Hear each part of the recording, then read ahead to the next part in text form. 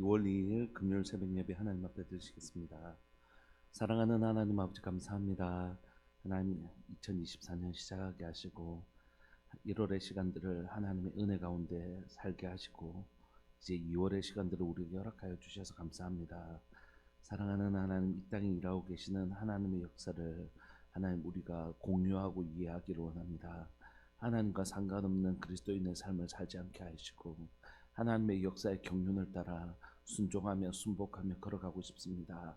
하나님, 지금 저희를 향한 하나님의 뜻이 무엇인지 질문하고 하나님의 뜻에 맞춰 걸어가는 하나님 동행하는 동행자의 삶을 살기를 원합니다. 사랑하는 하나님, 우리에게 가르쳐 주옵소서. 주의 선하시고 아름다운 뜻을 매일매일 가르쳐 주옵소서. 순복하고 싶습니다. 주님 말씀하십시오. 주의 종이 정말 듣고 싶습니다.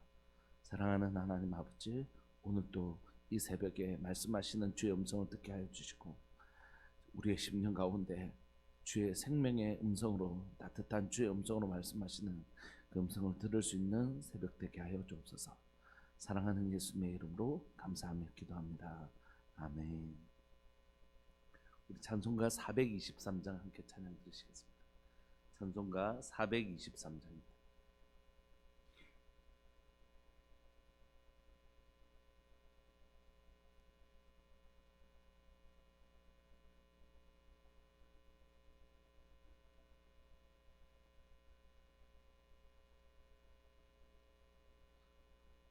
찬송가 423장. 목보다도 더 검은 죄로 물든 마음이 있는보다 더 이게 깨끗하게 되었네. 주의 보혈 흐르는데 믿고 뛰어나가 주의 은혜 내가 입어 깨끗하게 되었네. 모든 의심 걱정과 두려움이 사라져 슬픈 탄식 변하여 기쁜 찬송 되었네. 주의 보혈 흐르는데 믿고 뛰어나가 주의 은혜 내가 입어 깨끗하게 되었네.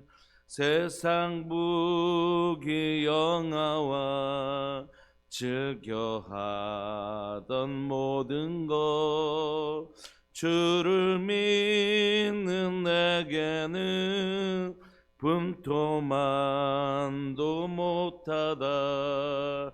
주의 보혈 흐르는데 믿고 뛰어나가 주의 은혜 내가 입어 깨끗하게 되었네. 나의 모든 보안은 저 천국에 쌓였네. 나의 평생 자랑은 주의 십자가로다. 주의 보혈 흐르는데 믿고 뛰어나가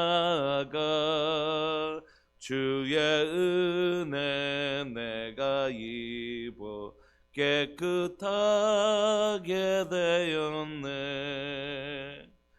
아멘. 우리 하나님의 말씀 마가복음 11장 11절부터 19절까지. 하나님의 말씀 마가복음 11장 11절부터 19절까지 합독하시겠습니다.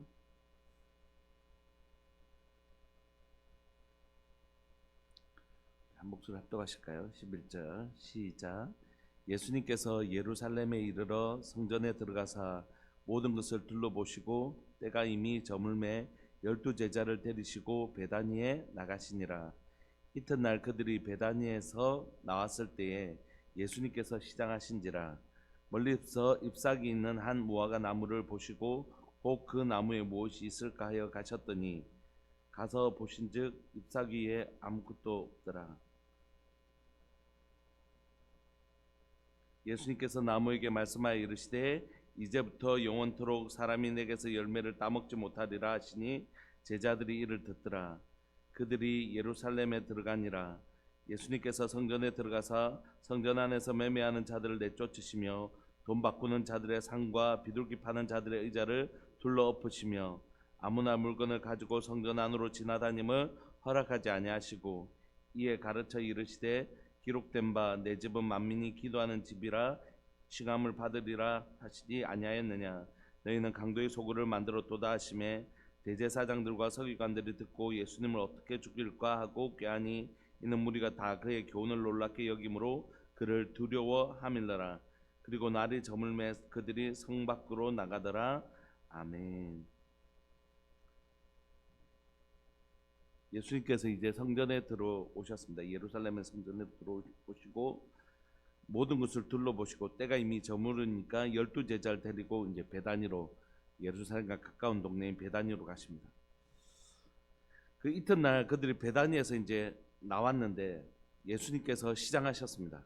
13절에 보면 멀리서 잎사귀 있는 한 무화과 나무를 보시고 혹 그 나무에 무엇이 있을까 하여 가셨더니 가서 보신즉 잎사귀 위에는 아무것도 없는 것입니다. 이는 무화과의 때가 아니기 때문이다 이렇게 얘기하세요. 예수님께서 나무에게 말씀하여 이르시되 이제부터 영원토록 사람이 내게서 열매를 다 먹지 못하리라 하시니 제자들이 이를 들었습니다. 그러니까 무화과가 때가 아니어서 열매가 없는데 예수님은 이제부터 사람이 내게서 열매를 따먹지 못하겠다 이렇게 말씀하시는 거죠. 그러니까 이게 상식적으로 이해가 잘 안 되는 것이죠. 그러니까 이건 지금 이 무화과 나무가 의미하는 바가 무화과 나무가 아니라 다른 것을 의미한다. 이거 우리가 금방 알 수 있습니다. 유대인들에게 무화과 나무는 누구를 상징하냐면 바로 이스라엘을 의미합니다. 유대인들에게 무화과 나무는 이스라엘을 상징하는 것이었습니다.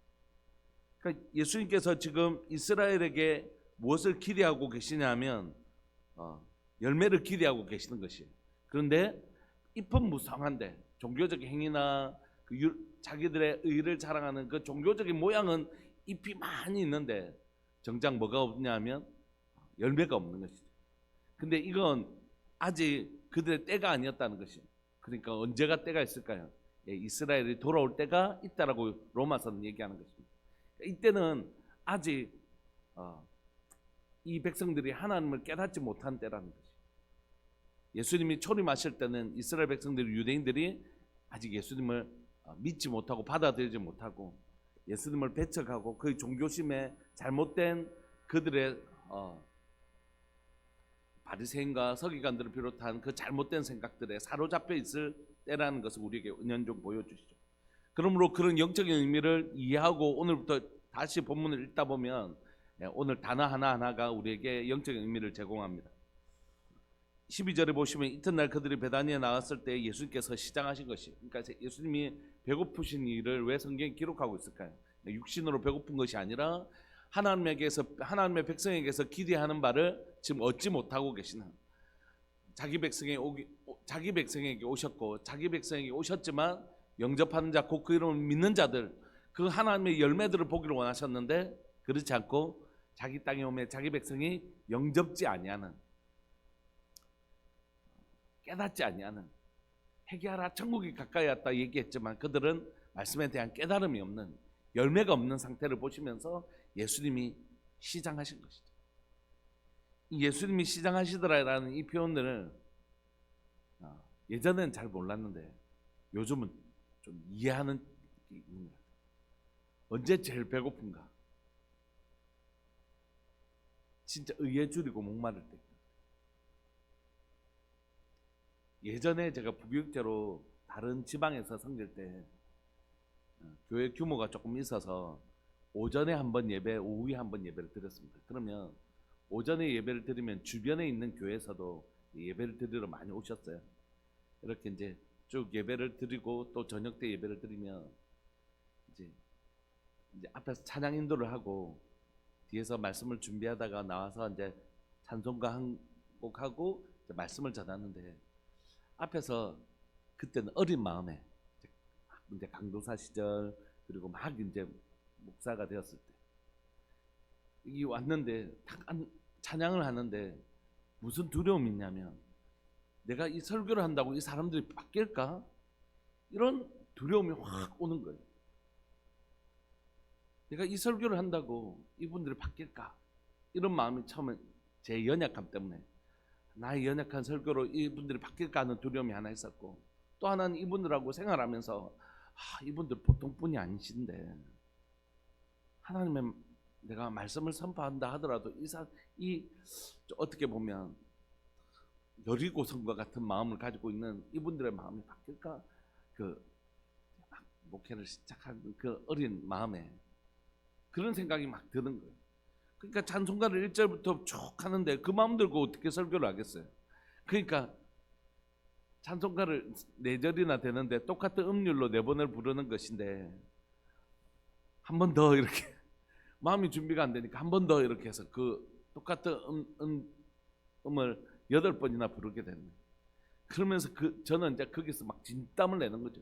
성도님들은 막 아유 저 목사님 오늘 은혜 받으셔서 한 번 더 하는갑다 이렇게 생각하셨는지 모르지만 저는 이제 그때부터 진땀을 내는 거죠. 아이고 이거 이 마음 가지고 어떻게 하나님 한 번만 살려달라고. 하나님의 말씀이 살아온 동력이 있어서 진짜 좌우의 날선 어떤 것보다 예리하고 우리가 그 말씀 앞에 벌거벗어서 정말 드러나는 일이 있으면 알게 해주시고 하나님 말씀에 은혜를 제게 대해달라고. 제발 하나님 제게 이 말씀이면 충분하다. 하나님의 말씀이면 충분하다. 이 은혜를 제게 좀 주십시오. 그렇게 막 몸부림치다가 하나님 정말 불쌍히 여기셔가지고 그 마음을 회복시켜 주시면 이제 그때부터 하고 했던 기억들이 있습니다.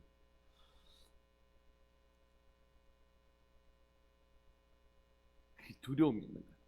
목회자로서 이 말씀이 정말 이 말씀이면 내가 하나님의 말씀을 들어서 전하는 자로 이 말씀에 대한 확신이 있는가? 이 말씀에 대한 확신이 있는가? 이런 두려움이 있는가? 그런데 하나님께서 위로하시는 위로는 늘 언제냐 뭐냐면 그렇게 막 4절의 찬양을 2번이나 부르면서 막 있는데 늘 주시는 은혜는 뭐냐면 한 사람 뭐 그곳에 한 사람만 있었던 건 아니겠지만 그 한 사람이 하나님을 향해 찬양하면서 눈물을 흘리는 또는 하나님을 향하여 열렬히 찬양하고 그 하나님을 향해 집중하는 그 모습들을 보면서 위로받는 거죠. 야, 저 사람은 진짜 하나님 말씀을 받으려고 하는 거야. 내가 준비되지 못한 건 생각 못하고 어린 시절에 이제 그런 생각만 하는 거죠. 그런데 그분의 모습이 말씀을 전하는 저를 얼마나 위로하고 격려해 주는지 모르겠어요. 그렇구나. 하나님 말씀을 저분이 들으면 받아들이시고 그 말씀대로 살아내려고 몸부림치시겠구나. 이런 확신이 들어오면 그때부터는 막 힘이 막 나는 거죠. 그게 안 보이면 진짜 제 안에 깊은 목마름과 깊은 굶주림이 있다는 걸 느낍니다.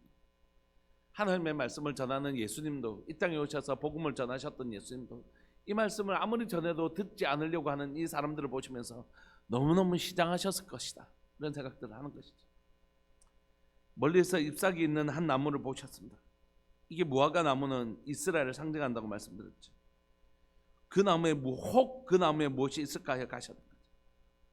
없는 거 아셨지만 그래도 혹시 여기 중에 혹시 이 말씀을 전하면 이 말씀 앞에 가난한 심령으로 정말 들을 사람이 있을까 하고 혹 있을까 이렇게 살펴보신 거죠.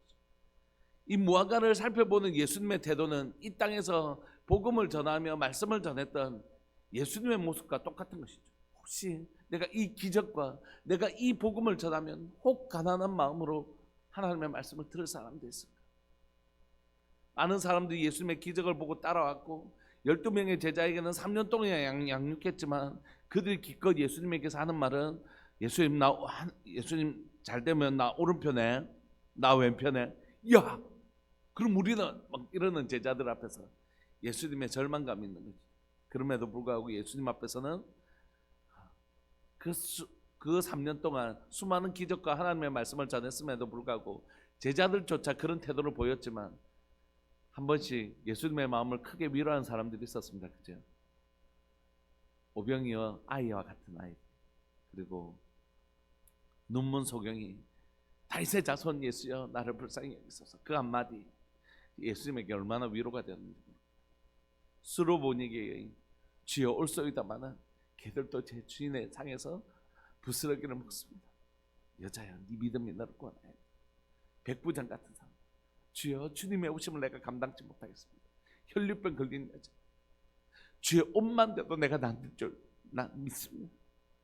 수많은 사람들, 그 땅에 있는 온 동네를 다니며 그 수많은 기적과 하나님이신 예수님이, 말씀 자체이신 예수님이 우리에게 복음을 전하셨는데도 그 열매를 보기 힘들었던 예수님에게 그런 한 분 한 분들이 얼마나 큰 위로와 격려와 또 예수님이 꿈꾸시는 하나님의 나라를 그들에게서 보셨는지 모릅니다. 예수님이 혹 그 나무에 무엇이 있을까에 가셨는데 보신즉 잎사귀에 아무것도 없는 것입니다.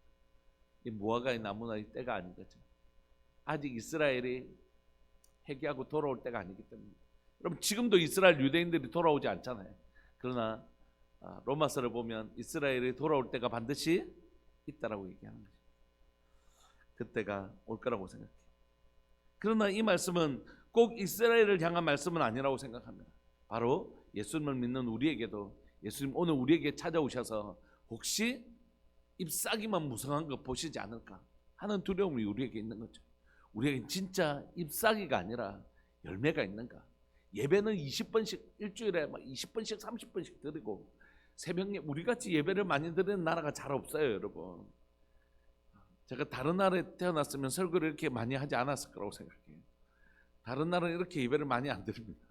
우리같이 주일 오전 예배, 오후 예배, 수요 예배, 금요 체라, 새벽 예배, 성경 공부, 기도회, 교육부서들도 다 이렇게 예배를 많이 드리지 않을 거라고.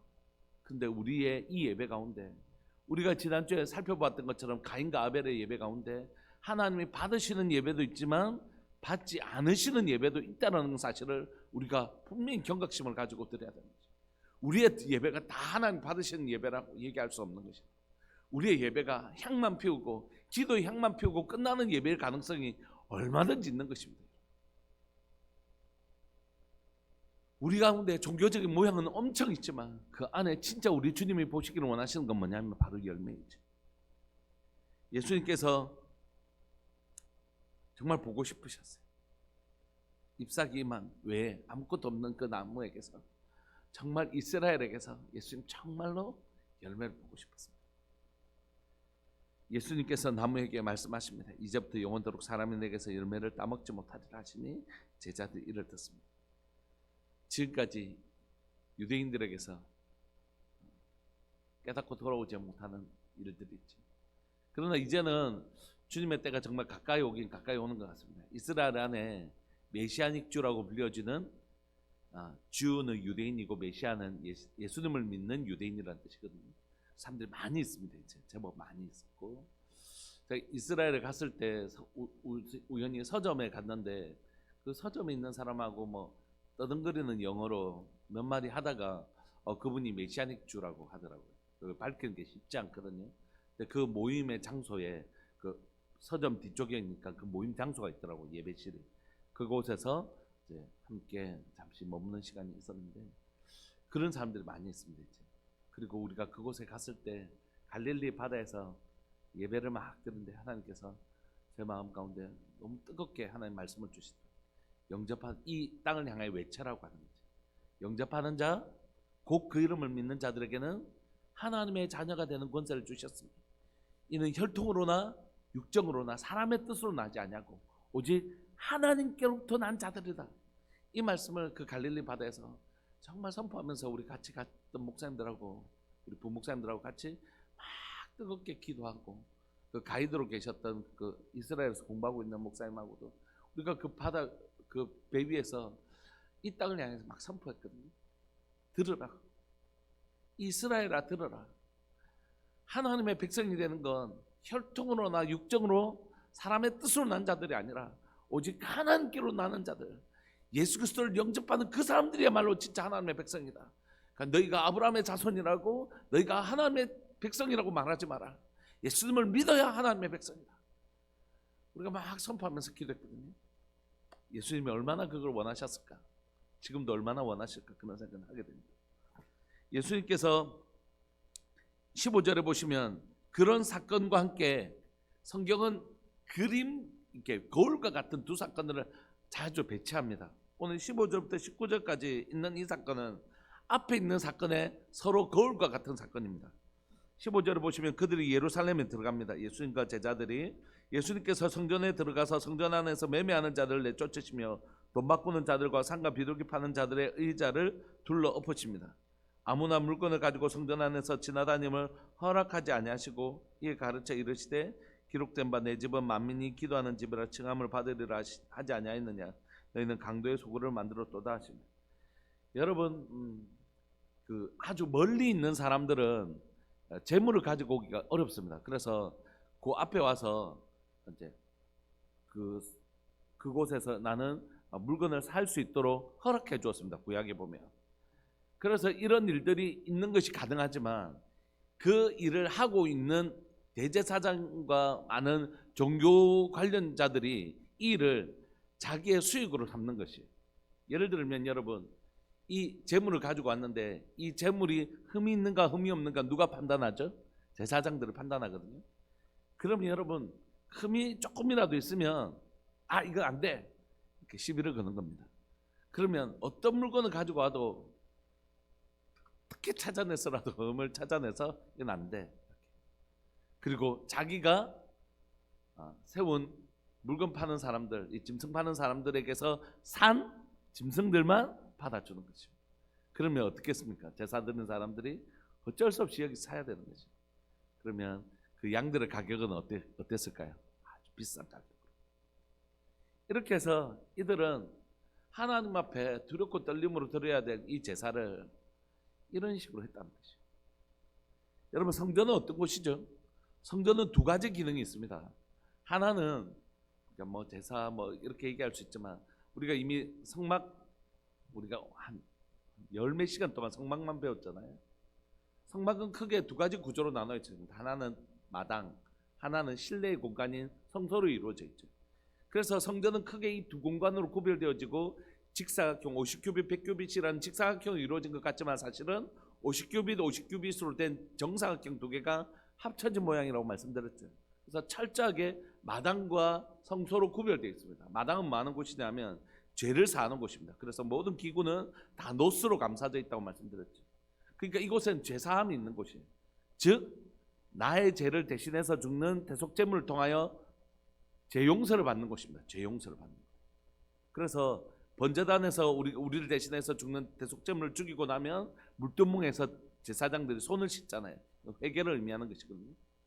그리고 나면 이제 성소로 들어가, 성소는 다 금으로 되어 있습니다. 제사함을 받은 우리는 정금과 같은 존재가 되고 하나님과 교제하는 공간이다. 떡상이든지 금등대든지 분향 기도든지 이건 다 하나님과 교제하는 교제를 의미하거든요.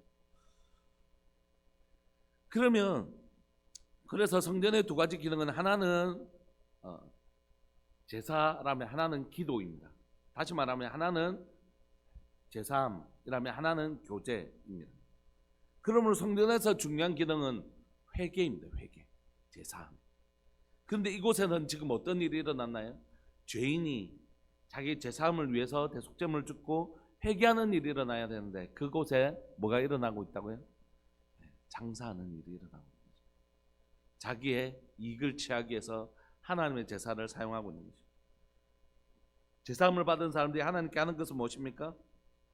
하나님과 깊이 교제하는 것입니다. 그런 기도의 집이라고, 내 집은 만민의 기도의 집, 하나님과 교제하는 장소라고, 하나님이 이곳에 임재하는 장소라고 칭함을 받는 곳에서 이들은 강도의 소굴을 만듭니다. 그들에게 성전에 있어야 될 아름다운 열매는 뭡니까? 그건 바로 거룩한 제사와 기도이죠. 근데 이 성전에서 일어나야 될 제사함과 하나님과의 친밀한 교제를 잃어버린 이 예루살렘, 눈에 보이는 이 성전은 이제 그 생명력을 다하여 무너질 것입니다. 그리고 성전 되신 예수님을, 새로운 성전이신 예수님을 만나게 될 것이에요. 이 성전에서 기대했던 예수님, 이 거룩한 성전에서 기대했던 예수님의 그 열매는 바로 회개와 제사함을 의미하는 회개와 하나님과의 교제를 의미하는 기도였는데, 이곳에서 예수님은 아무것도 발견하실 수 없었습니다. 하나님의 그 자비를 기대하는 제사도, 하나님과의 그 친밀함을 기대하는 기도도 그곳에 아무것도 일어나지 않고, 여러분, 이곳에서 제사가 있었을까요, 없었을까요? 있었어요. 기도가 있었을까요, 없었을까요? 있었어요. 근데 그건 뭐라고요? 무성한 잎이었을 뿐, 그 안에 진정으로 있어야 될 우리의 죄에 대한 탄식과 그 죄를 용서해 주시는 하나님의 자비에 대한 감사, 그리고 나를 오늘 또 나에게 말씀하시는 하나님의 친밀한 사랑, 교제, 이런 건 없는 것이죠. 무성한 잎만 있었던 것입니다. 대제사장과 서기관들이 예수님의 이런 책망을 들었지만 어떻게 죽일까 하고 꾀하니 그들의 생각은 하나님의 말씀이신, 그리고 말씀을 전하고 계신 하나님이신 예수님을 죽일 생각밖에 없었습니다. 이는 무리가 다 그의 교훈을 놀랍게 여김으로 그를 두려워해서 함부로 죽일 수는 없었습니다. 그리고 날이 저물어 그들이 예수님과 제자들이 성벽으로 나갑니다. 오늘 성안에서 일어난 이 두 일은 거울과 같은 사건입니다. 그리고 이 사건은 예수님께서 유대인을 향하여 말씀하신 것일 뿐만이 아니라 오늘날에도 복음이 들어와서 우리가 계속해서 복음을 깊이 알아가고 있는 우리들에게 복음의 역사가 길어지면 길어질수록 우리 주님을 더 알고 주님 안에서 더 풍성한 열매가 맺어야 되는데, 그것 대신 열매는 없고 무성한 잎만 있는 종교적 모양을 가지고 있는 많은 곳들을 향하여 주님 오늘도 똑같은 말씀을 하실 거라고 생각해요. 말씀드린 적이 있지만 영국을 간 적이 있습니다. 영국은 국교가 기독교입니다. 국교가, 나라 종교가 기독교입니다. 그러니까 이 교회 건물 이런 것들도 사적으로 소유하는 게 아닙니다. 그리고 다 국가 공무원인 거예요. 국교가 기독교입니다. 그런데 그런 오래된 교회들이 여러분들 들으셨던 것처럼 술집으로 넘어가기도 하고 이슬람 사원으로 전락하기도 하고, 그런데 다 종교란에는 뭐 적을까요? 기독교 적습니다. 저희는 7대입니다 이렇게 얘기합니다. 저는 7대 기독교 가정입니다. 그런데 그 안에 신앙은 하나도 없고, 잎은 무성하지만 그 안에 생명력이 있는 열매는 하나도 없는 사회. 여러분, 유럽만 이제 그렇지 않습니다. 미국 안에서도 잎은 무성하지, 기독교 국가이죠. 그래서 대통령 선사할 때도 성경책에 손을 하지만, 여러분들 보셨죠?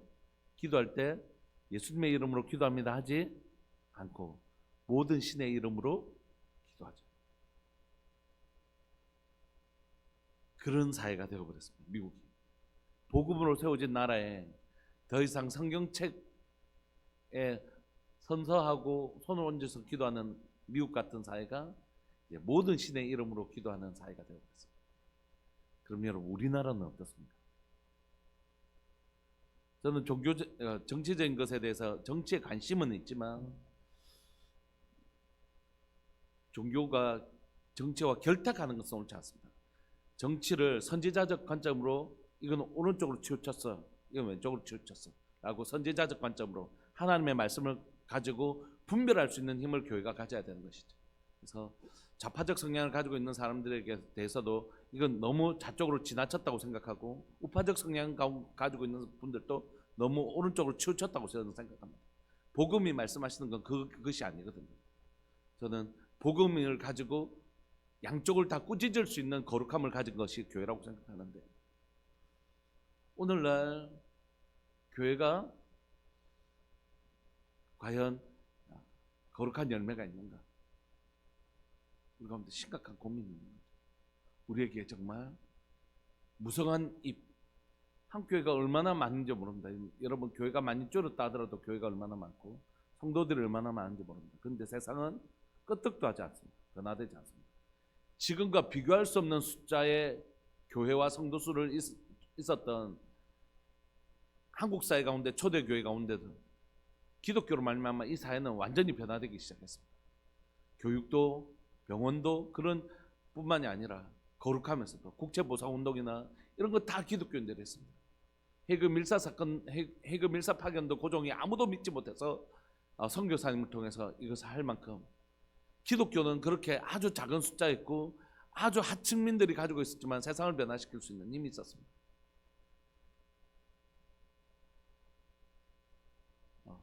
제가 여러 번 말씀드린 것처럼 오늘날 이 사회는 소금물 100g을 1g씩 나눠서 100개의 그릇을 가지고 있는 것이 필요한 시대가 아닙니다. 그래서 이게 물인지 소금물인지 맹물인지 알 수도 없는 저 사람의 삶을 보면 저 사람 교회 다니는 사람인지 세상 어떨 때 보면 교회 가는 사람 같기도 하고 어떨 때 보면 좀 영판 뭐 좀 우리하고 똑같다 이렇게 생각되는 사람입니다. 목에 십자가를 매지 않아도 차에 익투스 모양을 달지 않아도 저 사람 뭔가 좀 다르네. 저 사람 왜 저렇게 우리하고 좀 다르게 사네 하는 소금 맛이 나고 빛이 보이는 그런 삶이 오늘 우리 삶들 가운데 보이는 것 할 때 심각한 질문입니다. 교회는 세상과 다른가 할 때 교회 안은 진짜 세상을 변화시킬 수 있는 세상을 부끄럽게 할 만한 거룩함이 있는가 우리가 살펴봐야 된다. 말씀을 마무리하고 싶습니다. 오늘 또 주님은 성전에서 또 무화과 나무 앞에서 열매를 보고 싶으셨어요. 우리 주님이 오늘날 교회와 성도인 우리 앞에서도 동일한 마음이 있으실 거라고 생각합니다. 혹 열매가 있을까요? 우리 주님이 그러실 거라고 생각해요. 우리에게 사람들이 가까이 와서 우리를 만나면 소금의 짠맛이 느껴지고 우리에게 보면 이 세상은 어두운 세상을 부끄럽게 할 만한 거룩함이 있는 교회와 성도 되기를 소망합니다. 여러분 우리가 세상에게 불편함을 주는 교회 되기를 소망합니다. 우리가 믿지 않는 사람들에게 불편함을 줘야 되는데 그건 주차 문제나 이런 것 때문에 불편함을 주는 게 아니라 너무 바르게 살아서 너무 거룩하게 살아서 그와 같이 있는 게 빛 옆에 있는 자신이 너무 초라하게 보여서 그 사람과 함께 있으면 그 사람에게 나는 빛 때문에 나의 어두움이 드러나서 자신의 어두움을 불편하게 만들고 부끄럽게 만드는 거룩함이 교회 가운데 있기를 소망합니다. 세상이 교회 보면 너무 불편한 거예요. 왜 저것들은 저렇게 거룩하게 살아? 저 뭐가 있는데 저렇게 바르게 살아? 그런 교회가 한마디 하면 야 그래도 저 교회는 다르다. 저 교회가 말하면 진짜다. 이렇게 말할 수 있는 거룩함이 우리에게 정말 있기를 소망하는 것입니다. 우리 시간 함께 기도하실까요? 우리가 살아가는 이 시간들 속에서 교회와 성도인 우리에게서 주님이 정말 보고 싶어 하시는 회개의 열매, 돌이킴의 열매가 있기를 원합니다. 사람들이 우리 보면서 불편한 교회 되기를 원하고 불편한 성도 되기를 원합니다. 세상을 불편하게 만드는 사람. 다른 사람들 다 여기에서는 다 법 어기고 이렇게 지나가는데 저 사람만 유난하게 그걸 지키고 살아가는 사람. 앞뒤 꽉꽉 막힌 것 같이 남들은 다 회사하면서 탈세하고 다 이렇게 하는데 저 사람은 저렇게 하면 회사를 할 수 있나고 한국 세금 체계 안에서 말씀대로 살아가려고 하고 법을 지키면서 살아가려고 하는 몸부림치는 그의 삶을 통하여 세상이 불편함을 느끼고 부끄러움을 느끼게 만드는 그런 교회. 어두운 바닷가에 등대가 있어야 되는 것처럼 이 어두운 세상에 그런 교회 하나 있으면 그런 교회가 하나만 있으면 안 되겠죠. 그런 교회 있으면 좋겠다 싶습니다. 큰 교회 짓고 화려한 교회 짓고 이런 거 할 생각하지 말고 빛이 있는 교회, 하나님의 말씀이 성령의 빛이 있는 교회, 그런 성도 우리가 될 수 있었으면 좋겠습니다. 우리 동성으로 한번 기도하실까요? 하나님, 제 삶에 안 믿는 사람들이 저를 만났을 때 제게 있는 빛 대신 우리 주님이 보여지게 하시고, 소금은 말씀을 의미하잖아요. 하나님의 말씀의 짠맛이 말씀대로 살아가는 내 삶이, 뭘 기준으로 저 사람 저렇게 하지? 말씀이 기준이 되어 살아가는 내 삶이 세상을 부끄럽게 하고 세상을 불편하게 만드는 인생 살아갈 수 있는 교회와 성도 되게 해주십시오. 내 삶이 그렇게 살 수 있도록 주님 도와주십시오. 우리 주님의 이름을 크게 부르시면서 기도하면서 나갑시다. 기도하시겠습니다. 주여, 살아계신 하나님 아버지, 역사하시는 하나님 감사합니다. 오늘 이 새벽에 하나님 예루살렘에서 일어난 이 사건을 통하여 우리에게 말씀하시는 줄 믿고 고백합니다. 하나님 무화과 나무에게서 무성한 잎이 아니라 열매를 보기를 원하셨던 주님, 하나님 예루살렘 성전에서 하나님 정말 죄에 대한 자복과 하나님의 자비에 대한 감사와 하나님과의 친밀한 교제인 기도를 정말 보기를 원하셨던 주님, 그 성전에 하나님 잎은 무성했지만 제사도 늘 있었고 향도 늘 피우고 있었지만 그곳에 진짜 있어야 될 열매는 없어져 버린 예루살렘 성전을 향하여 주님 품으셨던 그 안타까운 마음은 오늘날 교회와 성도인 우리를 바라보시면서도 여전하실 것 같아 너무 죄송하고 그것이 우리에게 하나님 기쁜 아픔과 탄식이 되는 것을 고백합니다. 주님, 오늘 이 시간에 우리의 죄악을 용서해 주시고 죄와 더불어 죄와 친구 삼고 살아가는 우리의 삶들 가운데 이 죄와 결별하게 하시고 끊어내게 하시고 우리 주님을 친구 삼아 살아가는 하나님 그리스도인의 삶의 본질을 회복할 수 있도록 주님 도와주옵소서.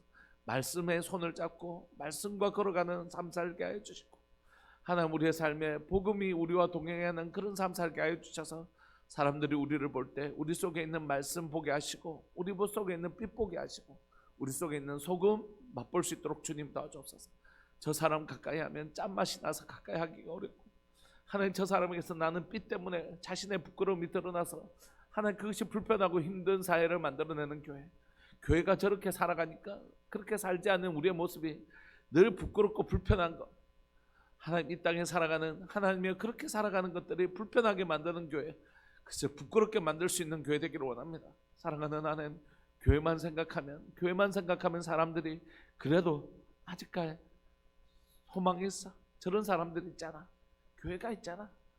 하나님 그렇게 살지 못하는 사람들이 교회의 모습과 성도들을 통하여 소망을 품게 만드는 그런 교회 우리가 될 수 있도록 주님 도와주옵소서.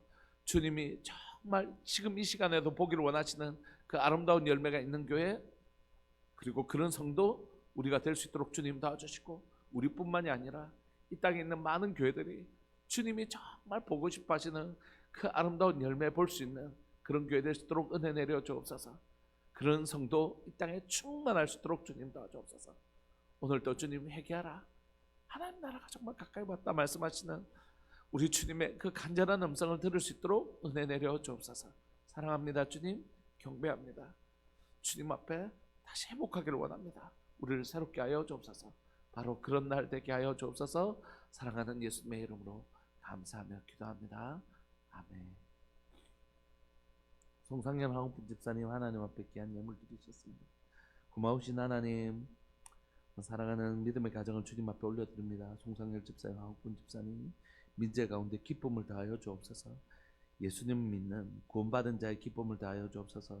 구원의 기쁨 다시 회복시켜 주시고 그 구원의 감격 다시 회복시켜 주시고 하나님 나라의 백성이 된 것에 대한 감격, 하나님 교회에 귀하고 귀한 중직으로 불러주신 감격, 또 하나님을 위하여 사랑하는 교회를 위하여 내가 할 수 있는 일들이 있다는 것에 대한 감격, 그런 기쁨으로 늘 충만한 가정 될 수 있도록 주님 도와주시고 황옥분 집사님에게도 또 군생활하는 민재에게도 군생활이 마냥 힘들고 고통스러운 생각만 해도 그쪽으로 바라보기도 싫다 이런 것이 아니라 그곳에서 하나님의 일을 감당한 하나님이 그곳에서 나와 함께 하시고 그곳에서 하나님의 아름다운 일을 행했던 아름다움으로 가득 찬 곳, 기쁨으로 가득 찬 곳 될 수 있도록 은혜 내려 주옵소서. 오늘을 살아가는 여기 있는 모든 믿음의 식구들, 영상을 통해서 예배를 드리는 모든 믿음의 식구들 가운데 주님이 기뻐하시는 아름다운 열매 맺어가는 복된 성도와 복된 교회 되게 하여 주옵소서. 주님 그런 교회, 그런 성도 되게 해주십시오. 사랑하는 예수님의 이름으로 감사하며 기도합니다. 아멘. 그런 복된 날 되시기를 간절히 바라고 소망합니다. 기도하시겠습니다.